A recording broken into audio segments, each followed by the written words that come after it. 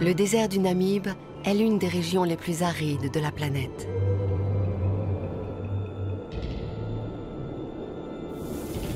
Les hommes ne sont jamais parvenus à s'y implanter.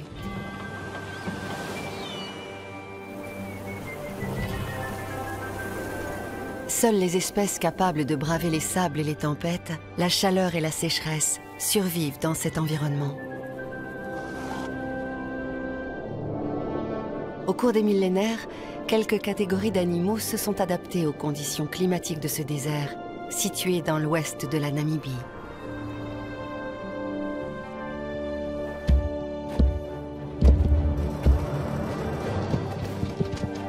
Une autre espèce, bien plus récente, s'y est elle aussi acclimatée. Les chevaux sauvages de Namibie. Leurs ancêtres sont arrivés dans ce désert il y a seulement 100 ans. Leur présence donne à la région des airs de Far West africain.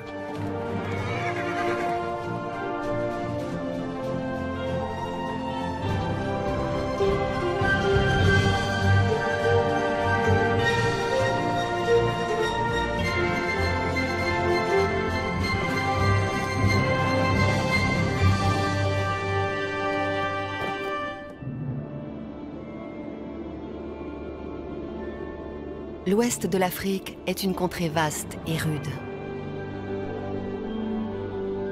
La nature n'y est prodigue qu'en de rares endroits. Ce point d'eau est le seul des alentours.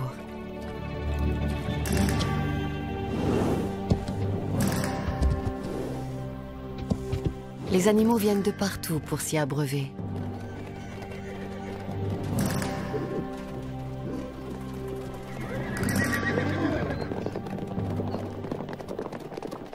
Pour les chevaux que l'évolution ne destinait pas à vivre dans le désert, il est d'une importance vitale.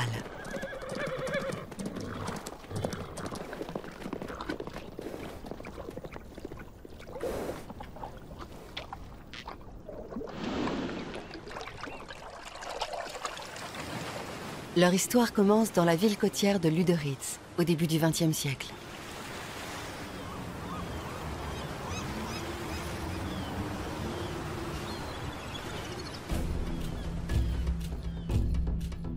La Namibie, ex-sud-ouest africain, est une ancienne colonie allemande.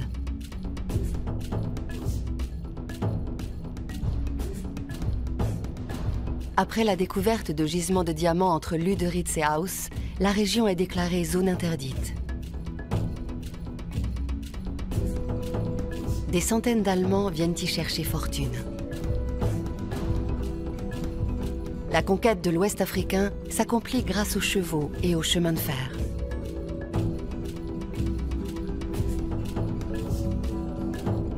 Les deux ont besoin d'eau.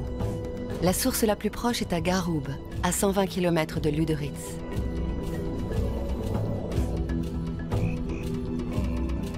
La citerne d'alimentation de l'ancienne ligne ferroviaire est toujours debout.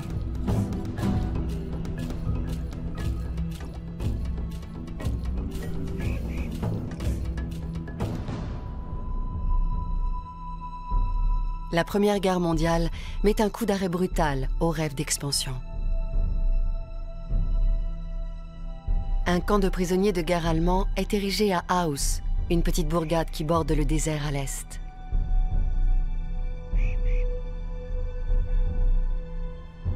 Certains n'en repartiront jamais.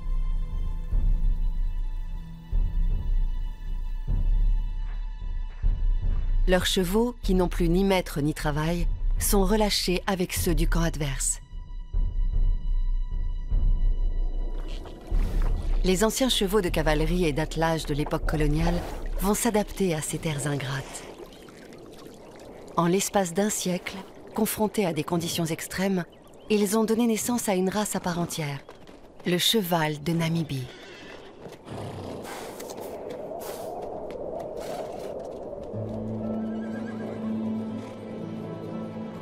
Le puits de Garoub peut faire vivre 200 chevaux. En période de sécheresse, ils sont moitié moins.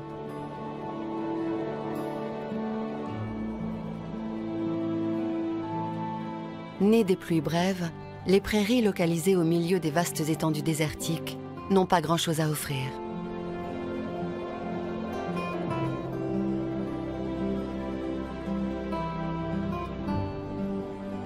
Toute l'existence du troupeau est conditionnée par la quête incessante de pâturage. Les chevaux peuvent parcourir une quarantaine de kilomètres avant que la soif ne les ramène au point d'eau.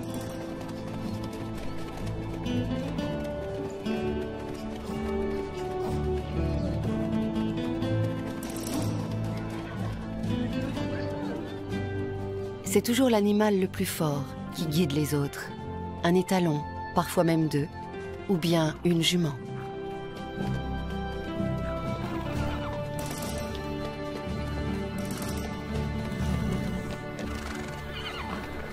Les conditions climatiques ont une influence sur la reproduction. S'il ne pleut pas suffisamment, les jeunes de l'année sont condamnés.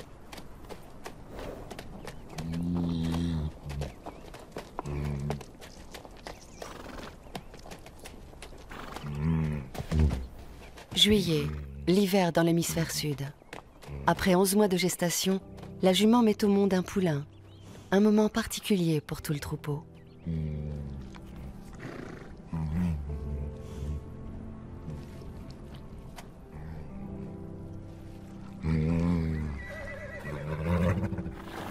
Pendant la mise bas, les talons dominants s'efforcent d'éloigner tous les dangers potentiels. Le reste du troupeau forme un rempart protecteur. Il en va de la survie du clan.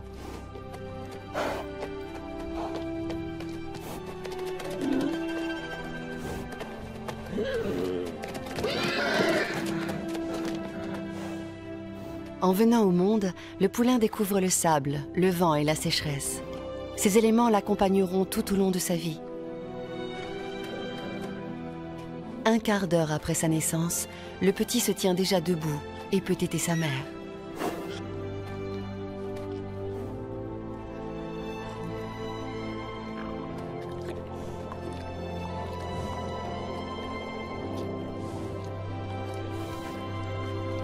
Peu après, il part avec le troupeau en quête de nourriture.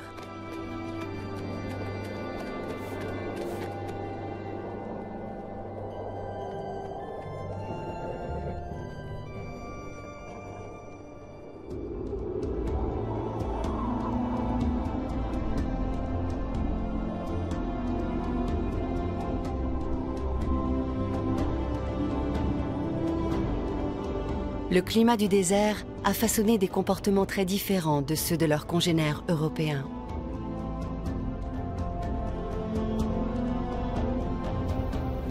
La cohésion entre les chevaux de Namibie est totale. Ils ne se disputent jamais les ressources, elles sont trop rares.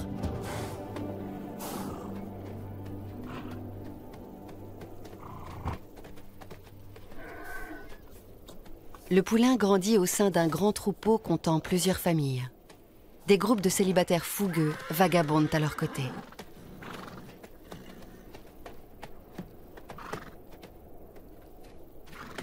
Les chevaux broutent une herbe drue, pauvre en minéraux, et souvent brûlée à la suite de longues sécheresses.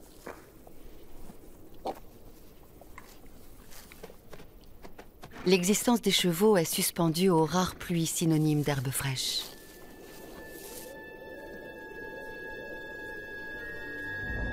Ce sont des prisonniers du désert.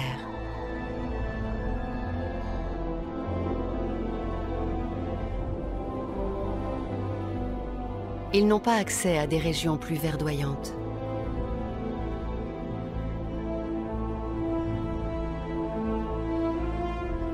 L'imposant canyon de la Fish River verrouille le chemin vers le sud.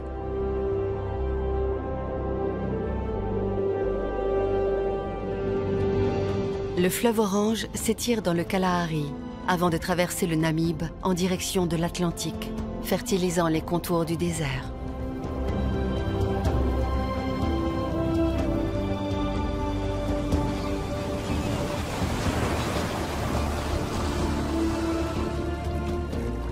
Le chacal à Chabrak y trouve de quoi manger à profusion.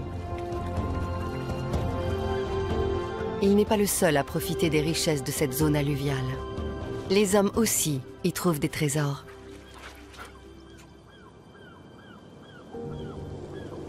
Des diamants, charriés par le fleuve depuis l'Afrique du Sud jusqu'au sable du Namibe. La fièvre du diamant s'empare du sud-ouest africain dès 1908. Les ancêtres des chevaux de Namibie sont alors utilisés pour transporter les pierres hors du désert. Une zone interdite s'étend de Lüderitz jusqu'au fleuve. Voilée par les brumes de l'Atlantique, cette partie du désert est aujourd'hui une réserve naturelle.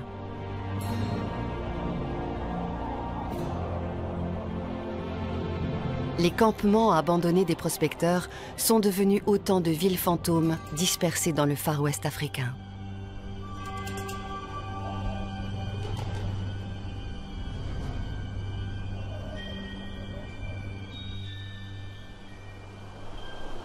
À Lüderitz, sur la côte, les nombreuses ruines témoignent de cet épisode de l'ancienne colonie allemande. Le chacal à Chabrac a trouvé refuge dans les vestiges de la civilisation.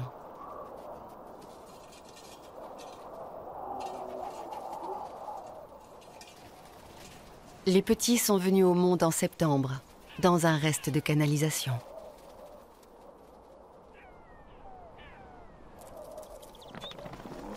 Douze semaines après leur naissance, les jeunes chacals explorent déjà les environs et trouvent de quoi s'amuser dans chaque recoin de l'environnement créé par l'homme.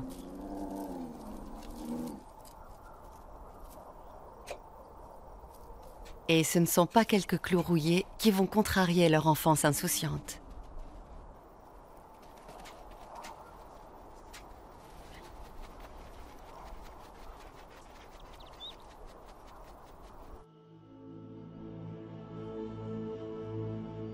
À 100 km plus à l'est, le poulain est en pleine forme.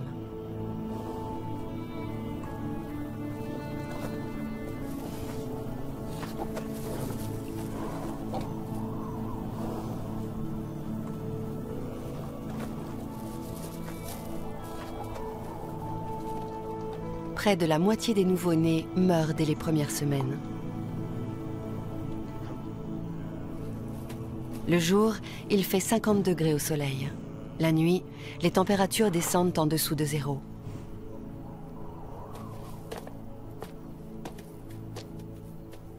Ce milieu hostile est l'univers du petit poulain.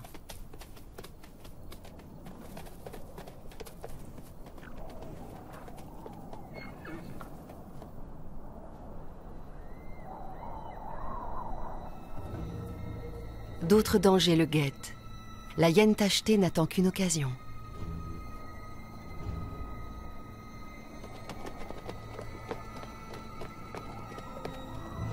C'est un prédateur inconnu des chevaux d'Europe.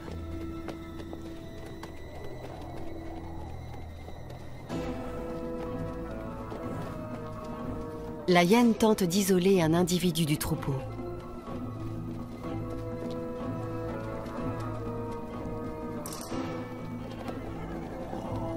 Un animal vieux et faible, ou bien un jeune inexpérimenté et sans défense.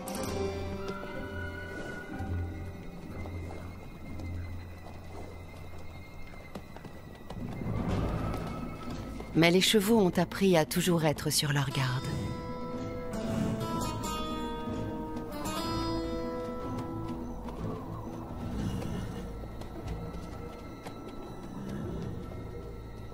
Aujourd'hui, la hyène restera sur sa faim. Les chevaux se sont placés en cercle autour du poulain.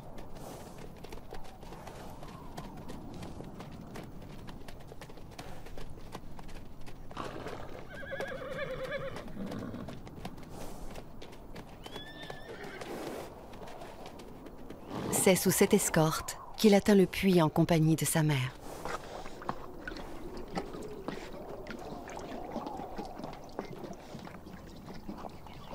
Il a triomphé d'un nouvel obstacle dans sa jeune existence.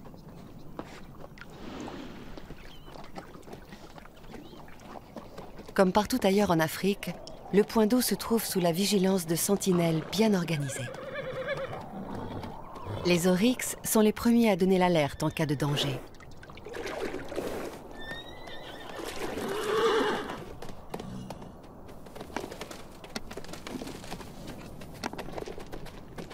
Avec leurs longues cornes pointues, ils ne craignent personne.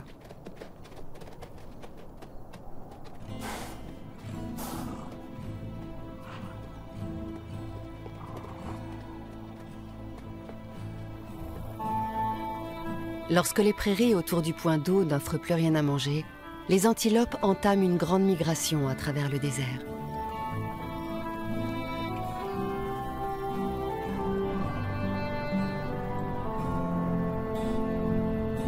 Les oryx sont capables de réguler leur température corporelle et de stocker d'importantes quantités d'eau. Autant d'atouts pour supporter le voyage vers de lointains pâturages.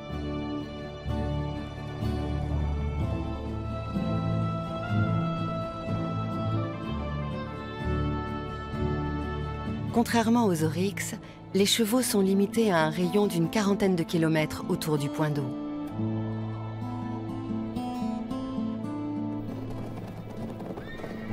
Même si, en 100 ans, ils se sont habitués au manque d'eau, ils doivent boire toutes les 30 heures durant l'été.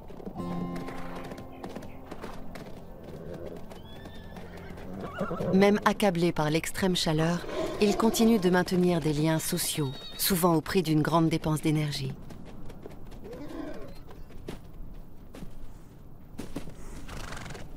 Un de leurs principaux moyens de communication est le rituel du crottin.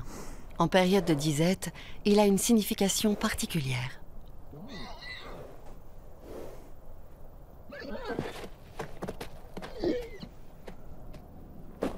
Le crottin livre une multitude d'informations.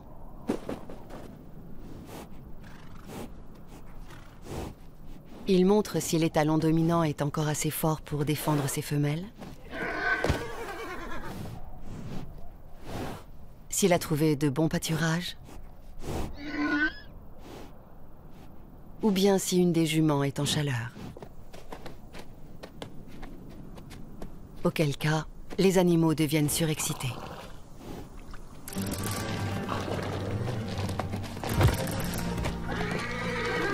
L'étalon dominant intervient pour remettre les jeunes à leur place et défendre ses femelles.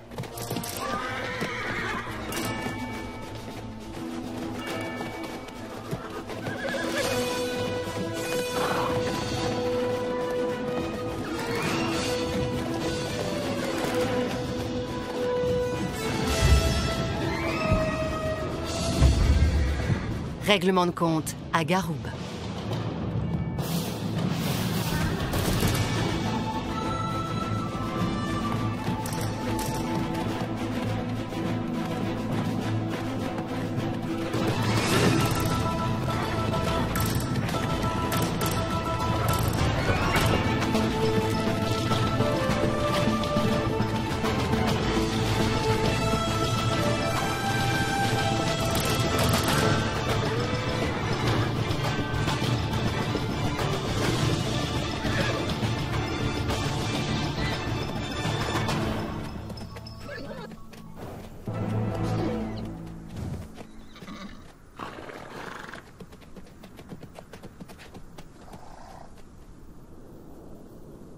L'étalon a confirmé son autorité et montré à ses rivaux qu'il en avait encore sous le sabot.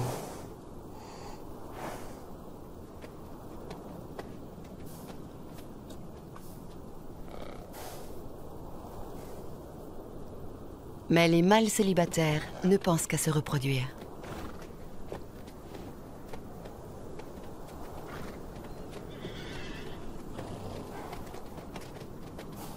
Un jeune étalon, impatient, courtise une jument à l'écart du groupe.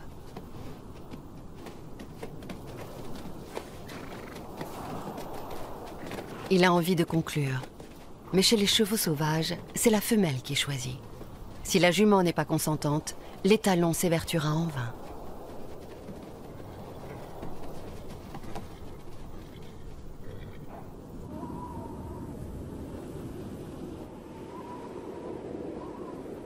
À 100 km à l'ouest, la côte atlantique est elle aussi la proie des sables et des tempêtes.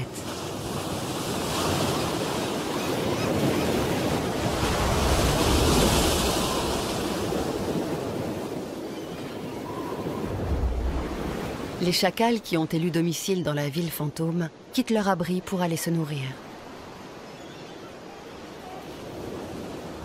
En octobre, la plage leur offre une manne nouvelle.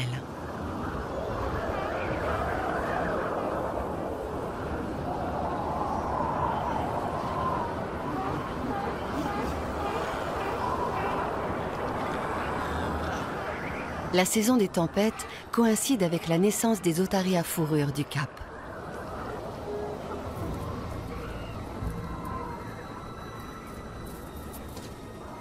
Les chacals adoptent alors un comportement qui ne s'observe que sur les plages de Namibie.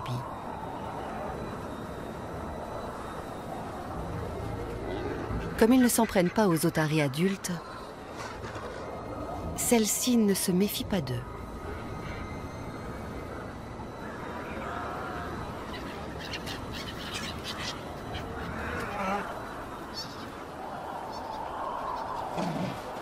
Elles n'ont aucun réflexe de défense.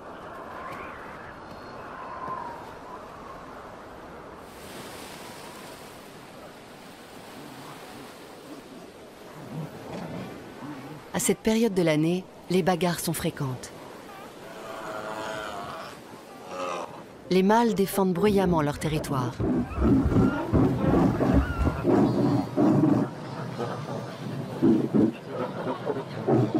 Les femelles s'éloignent régulièrement pour chasser.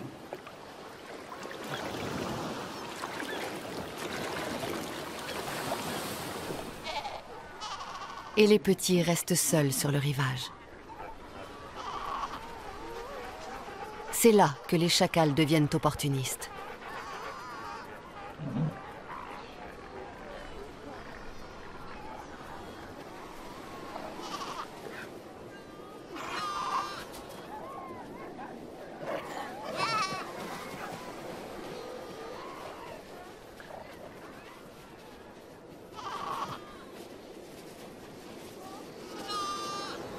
Mais tuer une proie de cette taille, même si ce n'est qu'un bébé sans défense, n'est pas inné chez eux. Le calvaire de la petite otarie peut durer 20 longues minutes.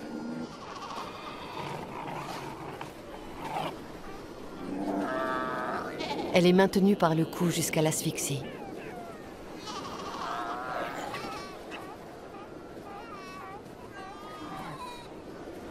Consommer ses proies présente une autre difficulté.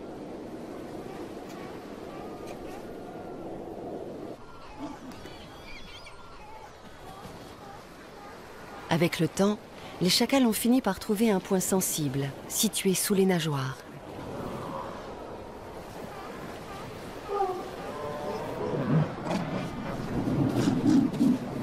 Les otaries adultes ne semblent pas se rendre compte de ce qui arrive à leur progéniture.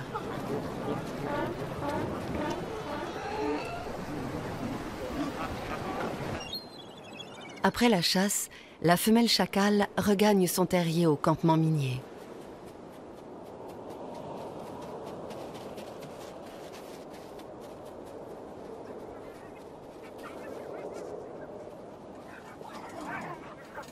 Elle a repris des forces et peut allaiter ses petits.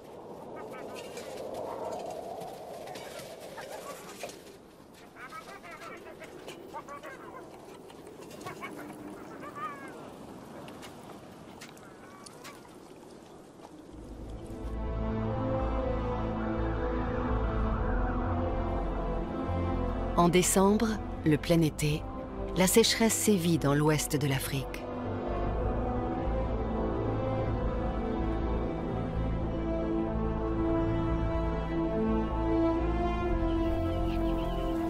Le point d'eau de Garoub est désormais fréquenté par des animaux venus de loin.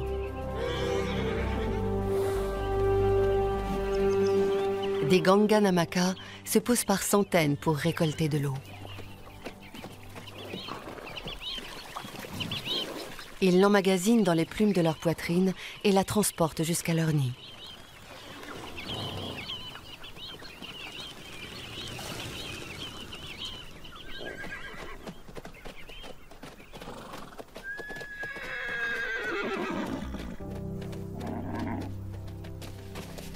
La journée touche à sa fin.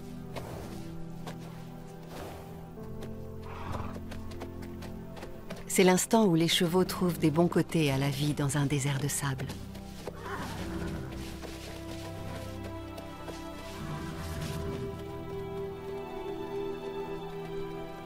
Ils prennent un bon bain pour nettoyer leur pelage.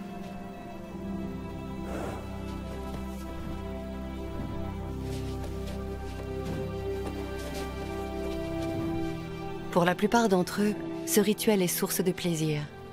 Pour ce vieil étalon, c'est une torture.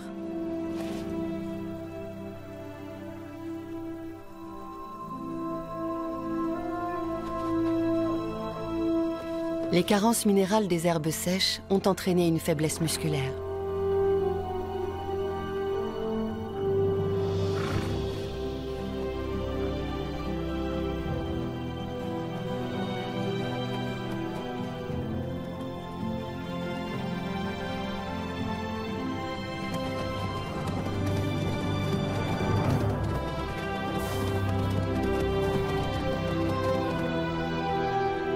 C'est une année catastrophique pour les chevaux d'Afrique de l'Ouest.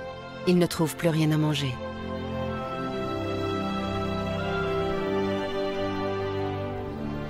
Il n'a pas plu depuis plus d'1 an.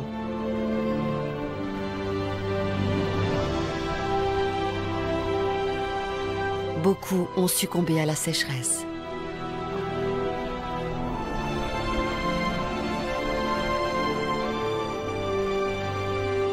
Si leurs effectifs descendent en dessous de 50 individus, leur avenir sera compromis.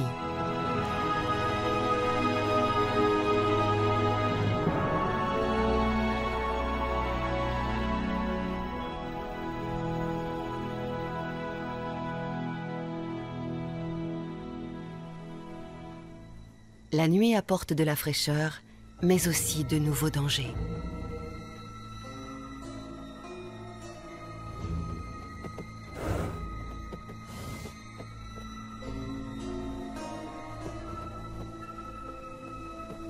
Les hyènes ont senti l'état d'épuisement des chevaux. Elles savent que beaucoup n'auront pas la force de repousser une attaque. À commencer par le vieil étalon.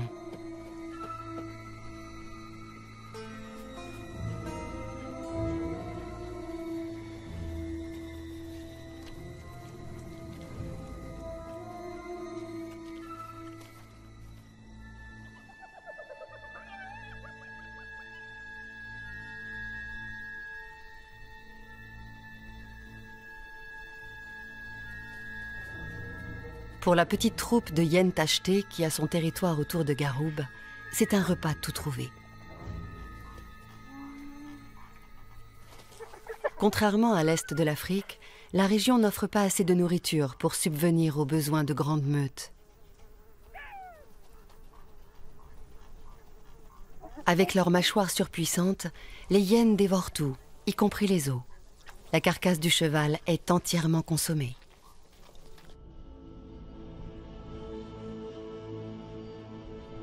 Les brumes de l'Atlantique, qui normalement stationnent au-dessus des dunes côtières, pénètrent à l'intérieur des terres.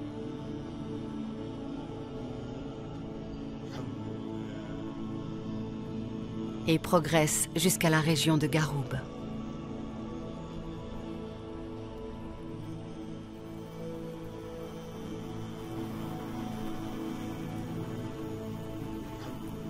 Ces quelques gouttes d'humidité versent un baume sur les chevaux victimes de la sécheresse. Ce sont les premiers signes avant-coureurs de la fin de l'été.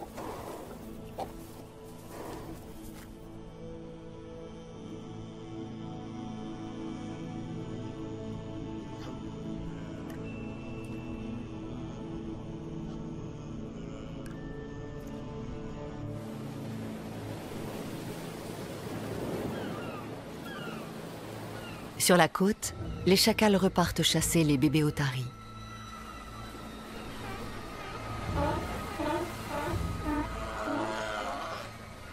Mais cette fois, ils croisent le prédateur local. La hyène brune.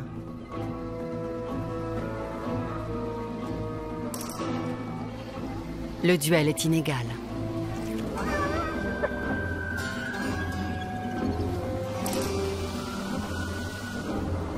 La hyène brune est le plus gros prédateur de la région. Les bébés otaries sont des proies faciles.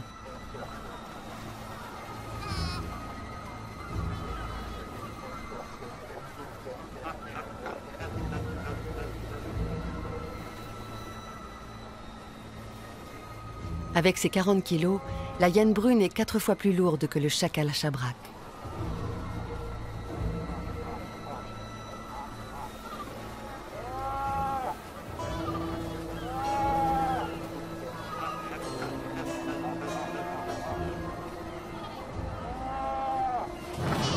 Pour tuer un bébé otari, un seul coup de mâchoire dans la nuque lui suffit. En période d'abondance, ces hyènes peuvent être prises d'une véritable folie sanguinaire et égorger des proies rien que pour le plaisir.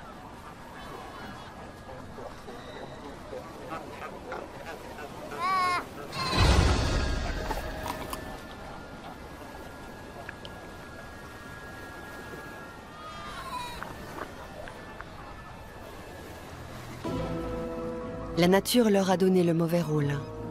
Mais même les hyènes brunes doivent lutter pour leur survie dans cet environnement aride.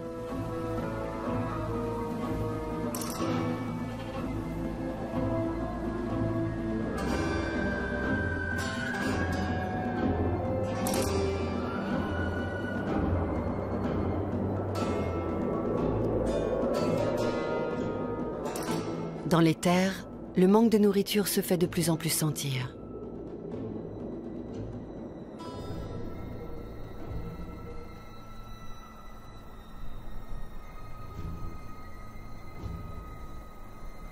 Les hyènes tachetées, aux mœurs d'ordinaire nocturnes, chassent désormais en plein jour.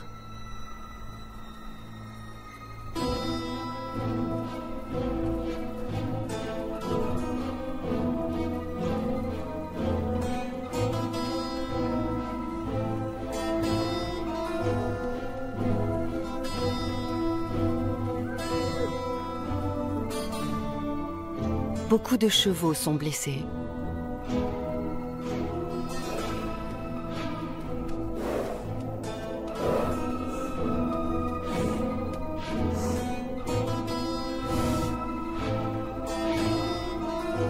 Mais même quand tout va mal, ils ne négligent jamais leur devoir vis-à-vis du troupeau.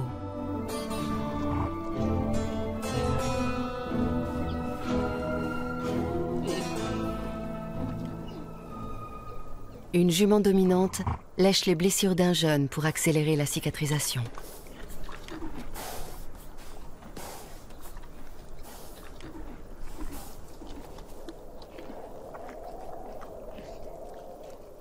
Un bref moment de répit avant la prochaine attaque éventuelle.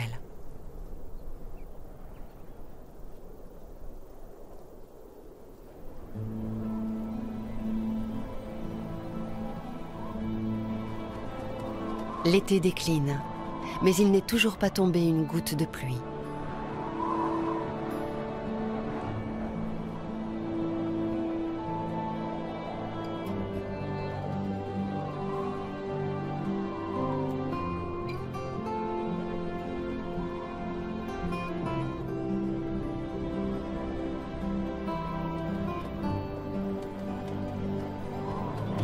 Les chevaux décharnés continuent d'errer en quête de nourriture.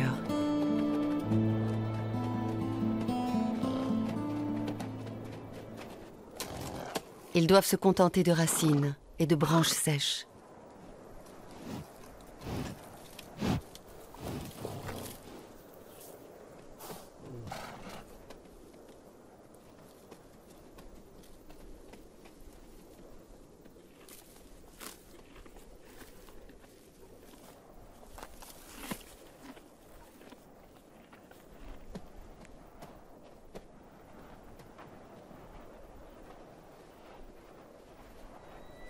Ils se mettent à manger leurs propres excréments pour compléter leurs apports alimentaires.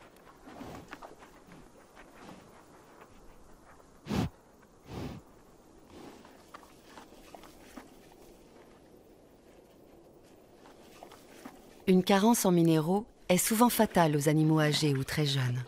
mais aussi aux juments qui dépensent beaucoup d'énergie pour allaiter.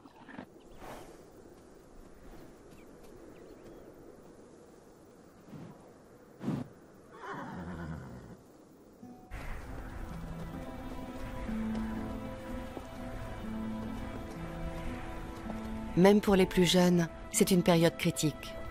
La majorité des poulains nés l'année précédente ont péri lors des attaques nocturnes des hyènes.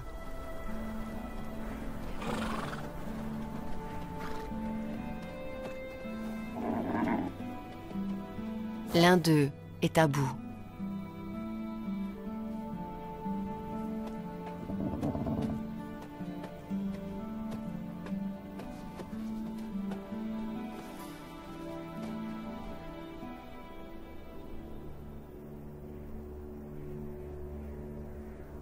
S'il n'arrive pas à se lever, il ne pourra pas reprendre de force en tétant sa mère.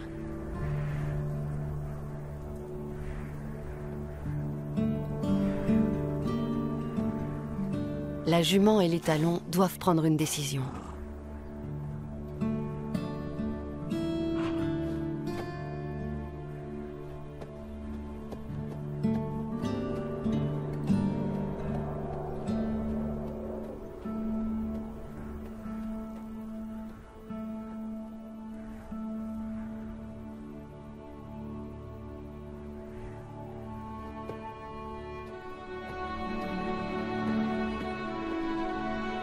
Doivent-ils poursuivre leur route avec le reste du troupeau pour assurer leur propre survie?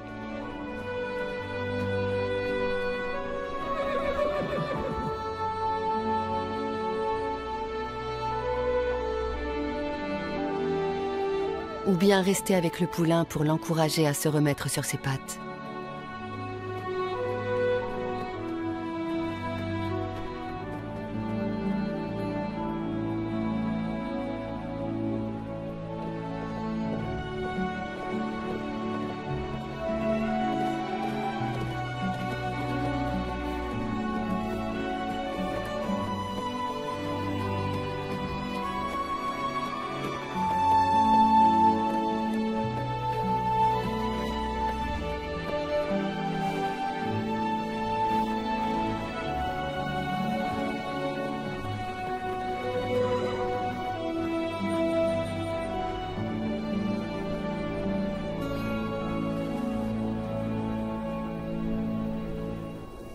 Finalement, le poulain est abandonné.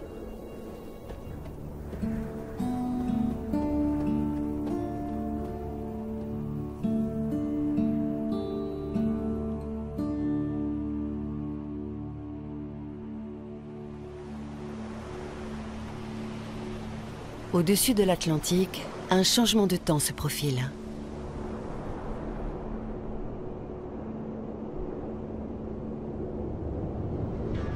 Un courant marin froid pousse des masses d'air humide à l'intérieur des terres.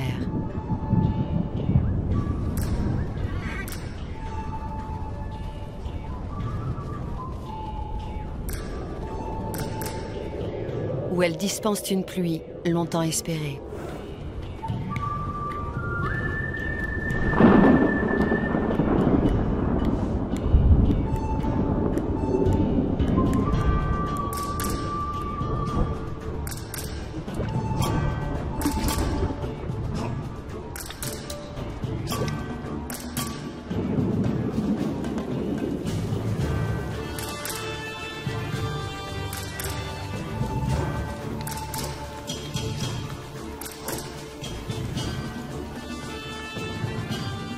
On est en mars, et c'est la première averse digne de ce nom depuis un an.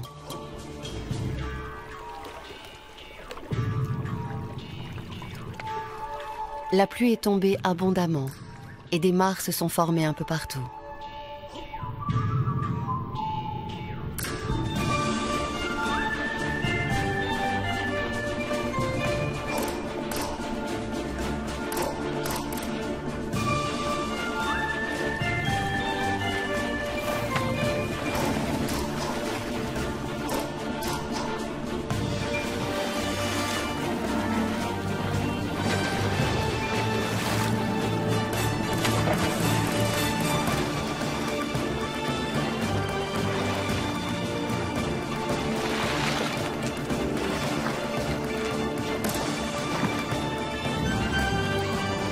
Enfin un vrai bain dans l'eau.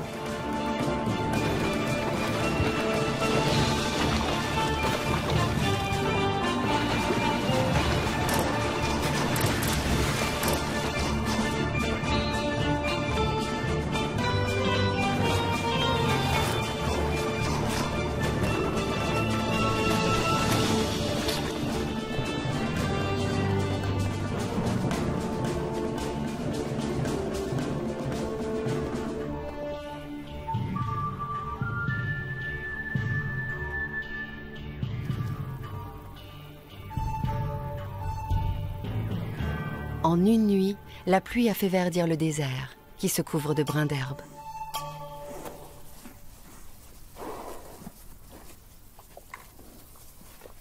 Un état de grâce dont tous les animaux profitent pour reconstituer leurs réserves.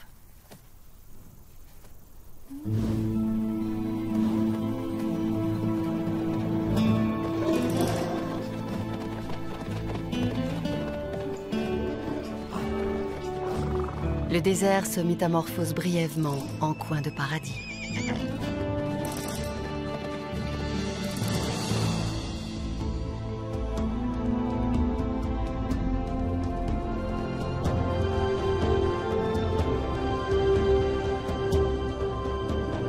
Les oryx reviennent de leur longue migration.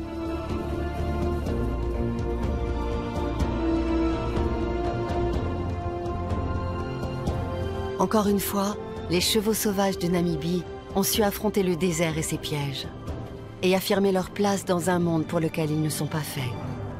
Il y a même de nouvelles naissances.